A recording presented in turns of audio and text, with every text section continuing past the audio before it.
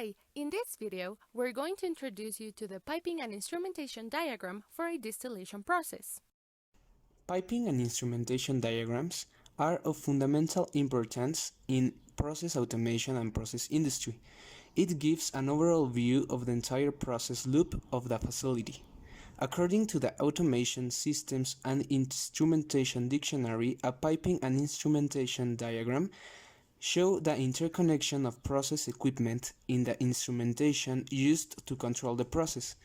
They are used as an element of communication between engineering, plant operation, maintenance, and construction, since they show detailed information of the plant relating to equipment, pipeline, instrumentation, and common services. The creation of the instrumentation diagram, or P&ID, constitutes an important phase in the design of a process plant. It shows the necessary graphical elements to execute, monitor, and control specific processes. The P&ID diagram does not describe the chemical reactions involved in the process, nor does it describe procedures of the same.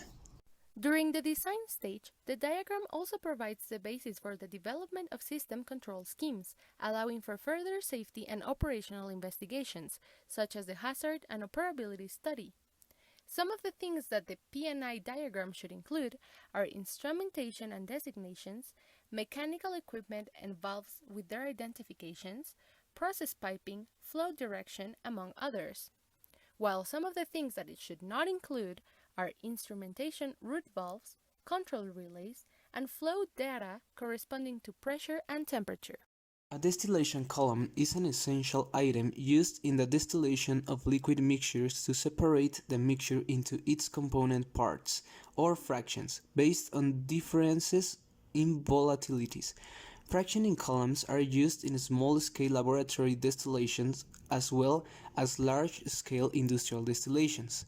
A typical distillation contains several major components: a vertical shell, where the separation of liquid components is carried out, column internals such as trace plates and/or packings, a reboiler, a condenser, and a reflux drum.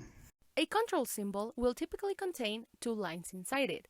The upper line is the abbreviation for the functionality it provides, while the lower line is the loop number that corresponds to the equipment or area it is associated with. The format of the circle represents its location on the plant. The first letter defines the variable being measured, such as temperature, pressure, flow, level, among others. The second letter is optional, as it is a modifier for the first letter. The third letter indicates its functionality, and the fourth letter indicates the output functionality or the instrument. For better understanding, the distillation P&I diagram will be divided in 5 sections. In each, we will describe the function of each instrumentation symbol. The fifth section provides a full symbolic description of a distillation process in which the feed flow rate is measured and recorded, but not controlled. The heat input rate is proportioned to the feed rate by a gain relay FY3B, which adjusts the set point of the hot oil flow controller. In this section, 3 types of lines can be appreciated. The dashed line corresponds to the electrical signal. The sectioned solid line with 2 consecutive diagonal lines corresponds to the pneumatic signal, and the solid line refers to the instrument piping. A pipe flange is a disc, collar, or ring that attaches to pipe with the purpose of providing increased support of strength, blocking off a pipeline, or implementing the attachment of more items. In this case, the attached item is an orifice place flow element.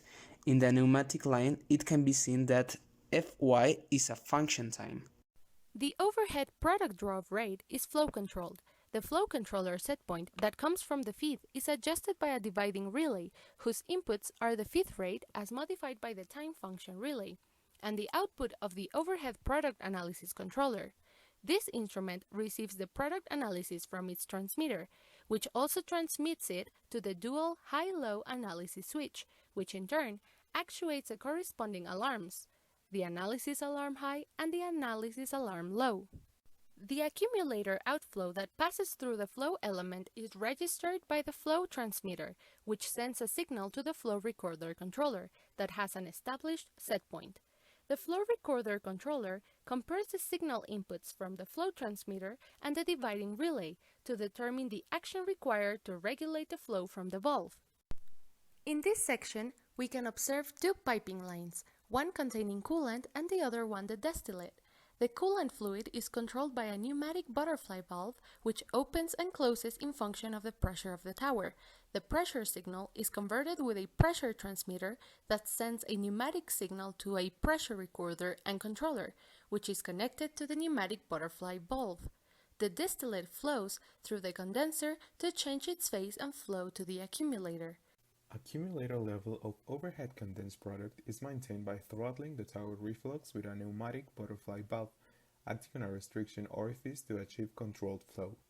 Simultaneously, the level into the accumulator is measured by a separate level switch that actuates a common high-low accumulator level alarm, and also actuates on the level transmitter that sends a pneumatic signal to the level indicator controller, with the purpose of modifying the action of the valve for the tower reflux according to the content level in the accumulator.